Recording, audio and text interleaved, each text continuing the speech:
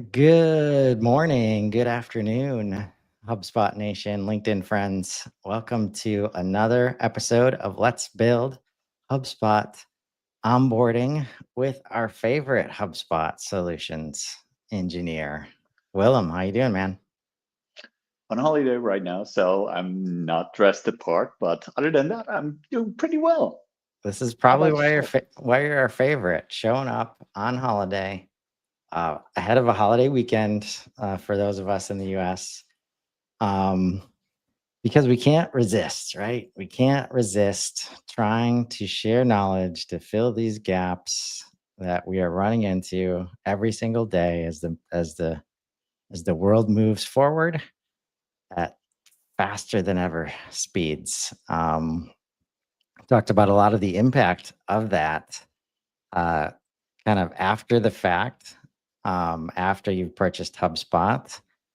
And we've touched on what we'd like to see happen, prior to the close. But today we're going to dig into ways that people considering HubSpot from a new user perspective. But I'd say even from a like if you're used to using marketing and sales, and now you see like Service Hub and a lot of those things could be good for you. Content Hub, Operations Hub, really to help like try to give you a decision framework, just the mindset that you can be in, that we want you to be in, to make sure you get value after you pay money, right? After you pay money for the licensing. And most of the ROI calculations that we see out there are related just to the base cost of HubSpot, Yeah. right? And what you brought up, topic that's on your mind, is why that puts people in a bad spot. Why is that on your mind this week? Let's actually go back a little bit further and say, well, okay, we work at a company and we're considering like, should we get a CRM system? And if so, we look at a number of options. And for today, it doesn't matter which option, just consider that we're looking at some different options. It may include HubSpot, it may include Salesforce, it may include any system whatsoever. And then we need to make a decision. And that is a really, really tough decision. So we're going to go through a number of maybe demos. We're going to look at some spec sheets. We're going to ask for pricing. We're going to consider what's our budget. How fast do we think we're going to grow? Because let's face it, that if we're going to purchase a system that is exactly right for us at this point, but that we outgrow in, let's say, a year's time, we shouldn't choose that. If we pick a system that really is, well, too big for us and that costs too much, and we don't really think that we're going to grow, that's probably also not the system to choose. So that puts us really in a tough spot. And it is really is like, okay, so we see a couple of demos. Chris, what's your gut feeling? Which one do we pick? And then you ask me, what's my gut feeling? Which one do we pick? And in all fairness, it kind of is a gut feeling. Most decisions are not made on a spec sheet or a checklist or anything like that. It is which person gave the best demo, who really interacted the best with us, who asked the right questions, who understands my company best. But as soon as you purchase, that bit is kind of all gone. You signed, and then what? Crap, we didn't think about that. How does the onboarding look like? Well, we did ask, what's the onboarding? How much is that? We did ask that question. We didn't really ask, like, what is the entire process and what do we get for that? No, we just asked, how much is it? And maybe if we're lucky, you or I came up with the question, oh, and what's included in there? And it was like, oh, and that's about it. But Yeah. we see a lot is that companies that purchase that way, and don't get me wrong, I'm not saying that that is the wrong way to make a decision, because it are all, well, kind of, they shouldn't be, but siloed steps Yes. where you first need to pick the right system. Because if you pick, let's for now say, you think you're going to pick Salesforce, and you make an entire onboarding plan and you try to quantify how much that costs, and then you go for HubSpot, that's all out of the window. Yeah. And vice versa, that's the same. So, of course, you first pick a system, then you're kind of stuck with that. And then, likely, if you and I are the decision makers, we're not going to look at the onboarding anymore. That's the end of the line for us. So, Yeah. now what? So we'll do our best to give you some mindsets, some questions to be asking. But understand also, this is why AI has an important role to play, and why I'm personally am pushing people towards usage of AI to solve for long-standing challenges that we've had. Because those situations you just described, and the gut feel. I mean, technology is so high, is so advanced that it takes so much usage and understanding and strategy to really get the value out of the way that these systems differentiate themselves, right? Because like the common like phrase a lot of us like to say, the best CRM is the one that gets used. Yeah. Right. And the sales process is very rarely about how to get to that point, right? And it's no matter what system you use, right? And so my thesis right now is this is SaaS. Like SaaS as an infrastructure, as a solution to what businesses need, is inherently built to cause this kind of, uncertainty throughout the process, and have it come down to who can build trust, right, in the process. Exactly. Because I've got to take you for your word at some point, right? And when we get into those situations where we did all this work, there's so much sunk cost impact that I think AI is going to solve for, because you don't have to put as much time into a lot of things where we did all that work to figure out how Salesforce was going to work for us. We asked all those right questions. And now we've switched gears. We're talking to HubSpot sales, and it's a CRM. So we feel like we did all that work. It's going to be very hard to get us to do the same amount of work again. So everybody is incentivized, sales and solutions and the customer. It's like, can we get away with not doing all that work? Right. And it's, can you do this that Salesforce does? Yes, we've got that in HubSpot. Can you do this? And none of that conversation is, well, how do we implement it from the HubSpot perspective? Do we need, over here, we were told we need a full-time Salesforce admin with this skill set. And now we're bringing that assumption maybe over to this conversation. And we know that administration of Salesforce is often very different from administration of HubSpot, right? So if you can dive in to things like Claude and GPT, helping, like, the questions we'll give you today, the thoughts that and the approaches, like working with, because at the end of the day, it's about doing what's right for your business, and understanding that as much as sales wants to help you like get to those business goals, everybody's got a KPI to hit as well. And it's very easy to say, oh, yeah, we're going to focus on this piece. That is what you want. And we know all the details of, and you might be interested in these pieces too, because I've seen these specs, especially some of these enterprise like RFQs that are coming in. It's like the whole life cycle, like enterprise level systems. And as an organization, I've heard from the sales from HubSpot side, it's a lot of work to go through all those things and show functionally that you can meet them in the first place. And by the time you're done, nobody wants to talk about change management and onboarding and implementation. Plus the customer side, it's a lot of money, right? Yeah. So I don't necessarily want to hear about a lot more money related to the implementation and all that stuff that we're talking about. So obviously, I could go on for a while, but help them out. Help them out, Willem. What should they be thinking about that can help them avoid that challenge?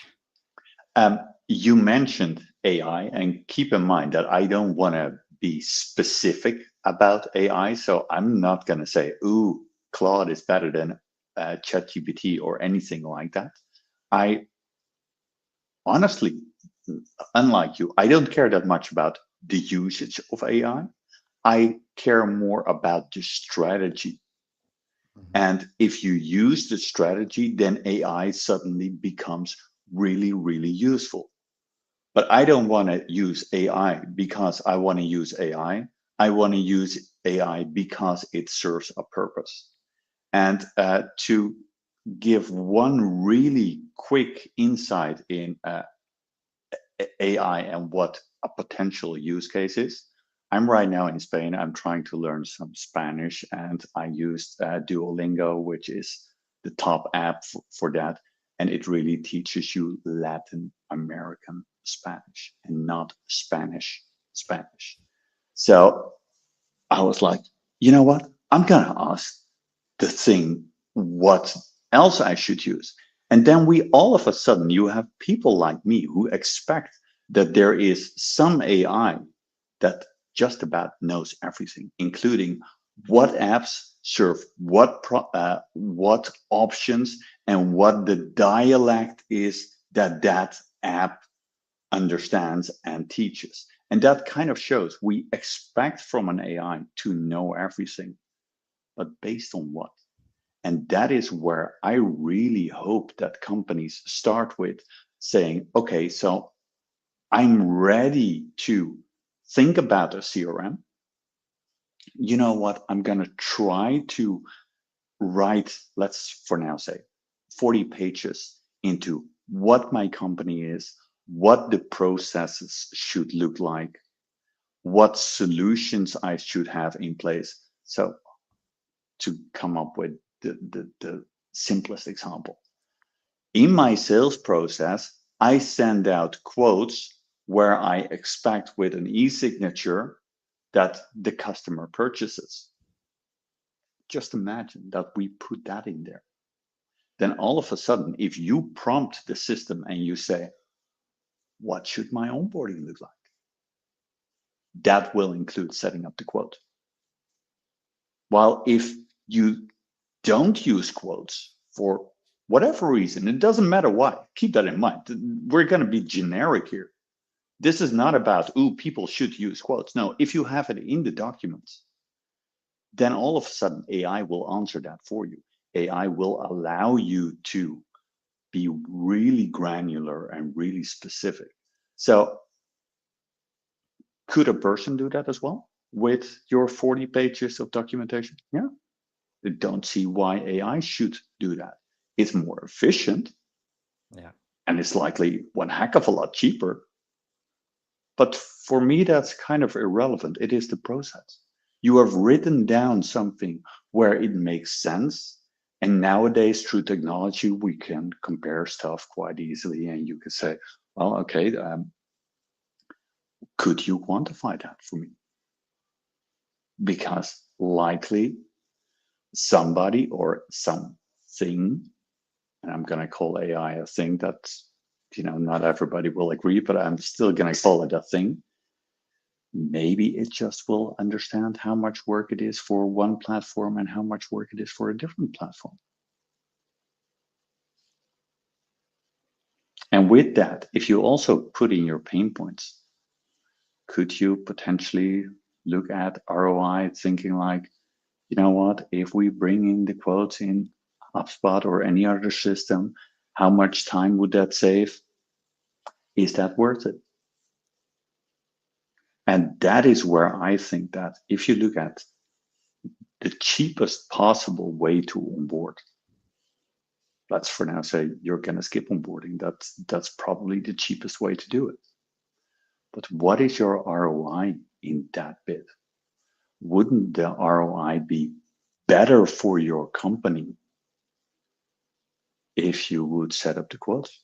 And I don't have an answer for that. That is as simple as it is, because if you send out one quote a year, just do it in Excel, Word, or whatever. It doesn't really provide ROI to say, well, I'm going to put a developer for a day to code out a quote and that sort of thing. It just doesn't make sense. So that is why nobody has the answers unless you have a real spec sheet with, this is what my company does. I'm not going to tell maybe how it does it, but this is what it does. This is what should be included. And I think that that really puts you on the right path to make the right decisions. Yes, What do you think? it does. Oh, I'm just trying to figure out, like, so many of these gaps come from lack of education on either side of this buying process, right? Also pressure, pressure from either side uh, on the people that are having to make these decisions. Like, there's often deadlines, like contract renewals coming up, got to figure Yeah. out, right? And if there's all these other things that are driving the decision other than actual success, like with HubSpot, right?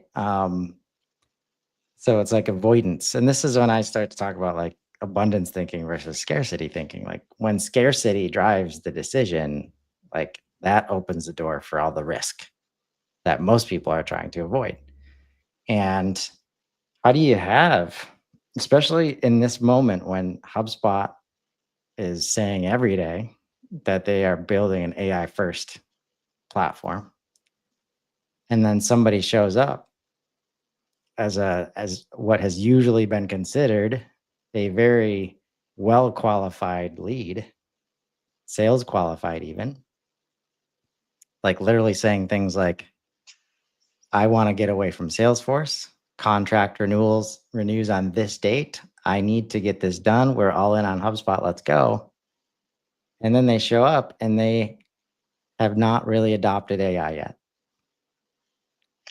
How do you solve that gap? Because if they haven't and they still want to buy, right, there is a way to sell the CRM and say, yes, this is how, like, clearly HubSpot can still work for you. Exactly. But when you don't have the AI adoption and HubSpot is moving fast towards that, that's when, for me, if I'm on the side of the salesperson, it should be an easy win. It becomes a harder win if I choose to try and solve for what's going to happen after they buy and they have not adopted AI yet, right? Which is the AI education. Like, do you understand what AI first means? Like, these are the things your organization will need to do in order to have success with HubSpot from an AI first perspective.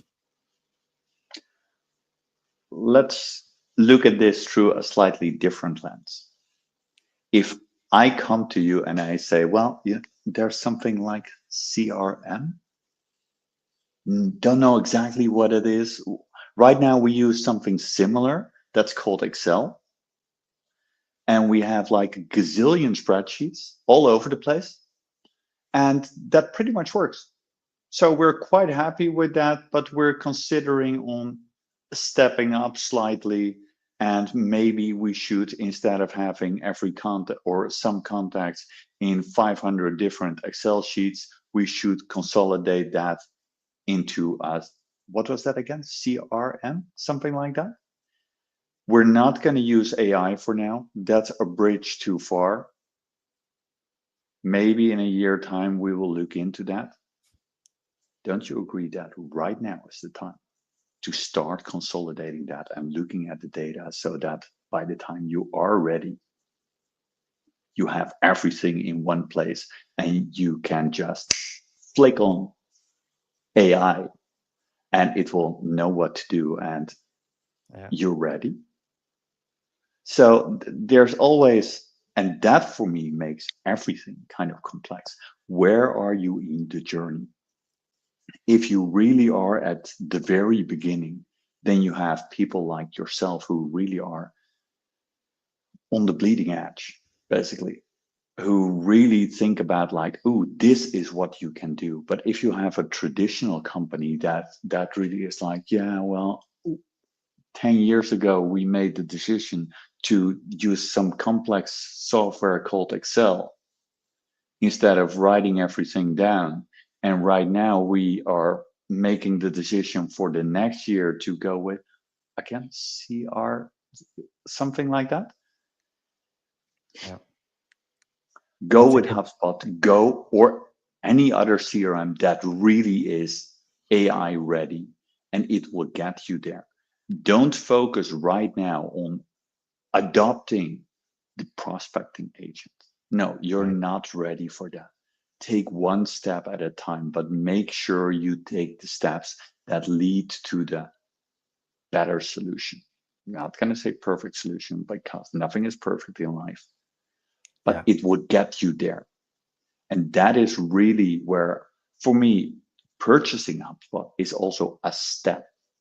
And what you should really consider is like, okay, so we have potentially taken a step. What is the next step? If I'm going to say, for now, I purchased the platform.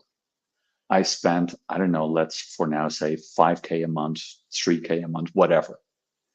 And from that, I'm going to get an ROI of, well, the average is roughly 200%. So does that sound good? I think that both you and I would say, yeah, so far that sounds good. Then I'm going to potentially say, I'm going to do the onboarding with one of my employees. I'm going to spend, I don't know, 3K for that. And I know the employee will leave in a month's time. And yes, that happens a lot more than you think. So that's wasted money. There is no ROI on that. If instead I'm going to say, and this is really a customer that I worked with recently, who was like, yeah, well, the onboarding bit, we know that it's going to cost roughly 200K, and that's fine.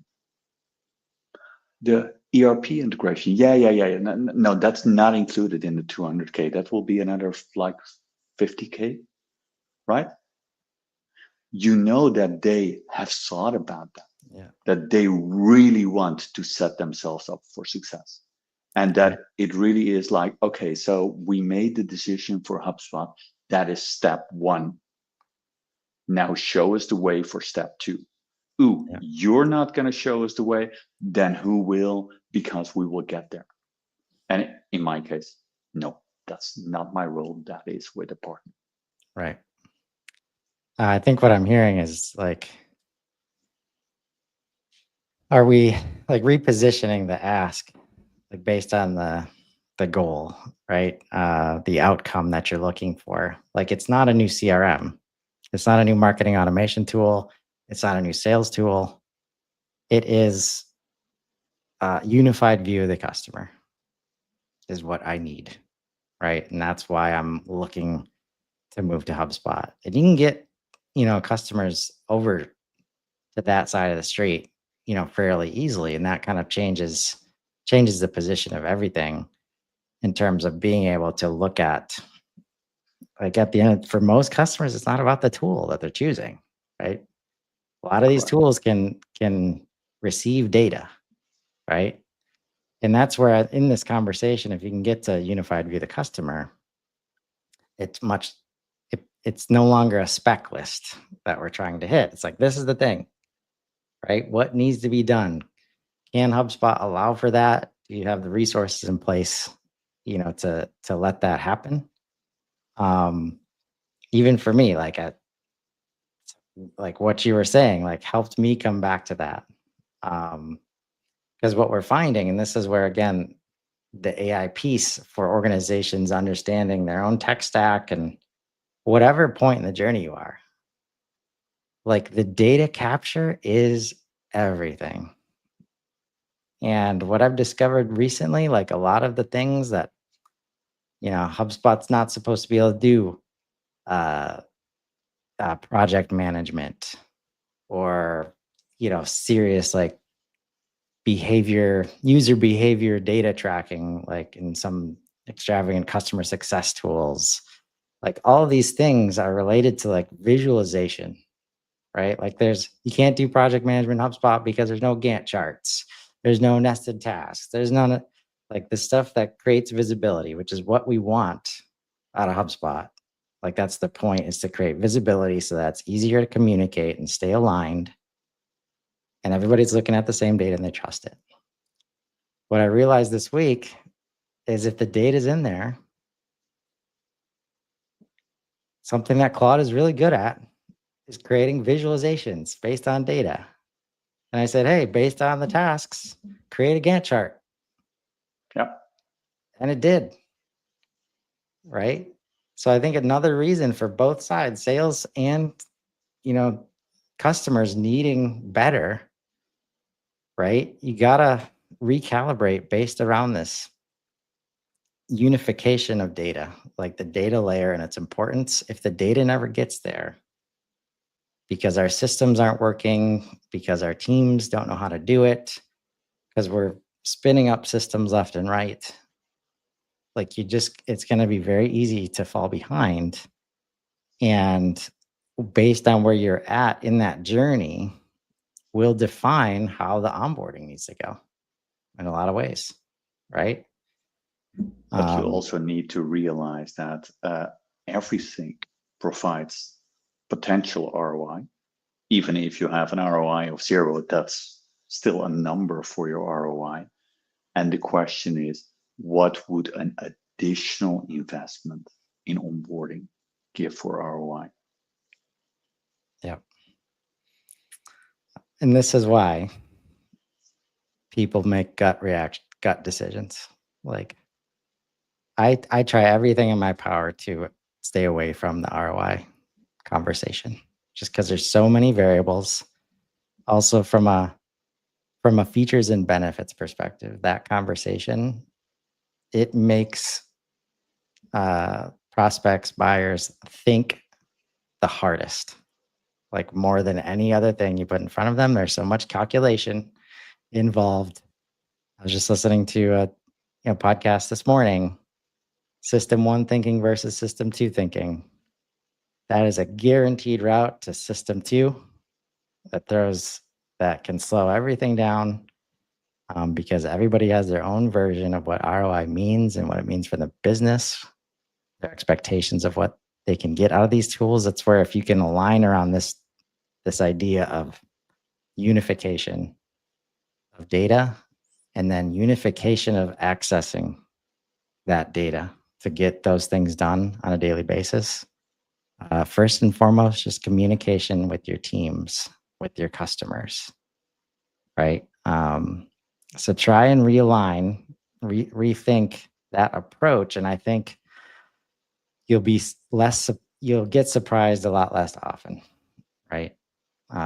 After you end up buying the most affordable, most maintenance friendly, most usable, most expansive customer platform at this point, right? The whole journey can be managed from a customer facing perspective in HubSpot now. It's why we're so passionate about it, right? For most businesses, it is the right tool for this moment to scale, to grow effectively, to enable your humans to do great things with AI. And we want to put you in a position to be successful. That's why we're here. And that's why Willem shows up on his holiday to do the work of teaching people and talking through these important topics and conversations. So I appreciate you showing up, man. No worries. But still, one last comment. It's not about just what it is right now. Where we really think about AI is about what it can do in the near future as well. And that's why we have the whole unified data. Yes. Couldn't agree more. And we will continue this conversation next Friday. Absolutely. Enjoy the rest of your trip, man. Thank you very much. Have a great Bye. weekend, everybody.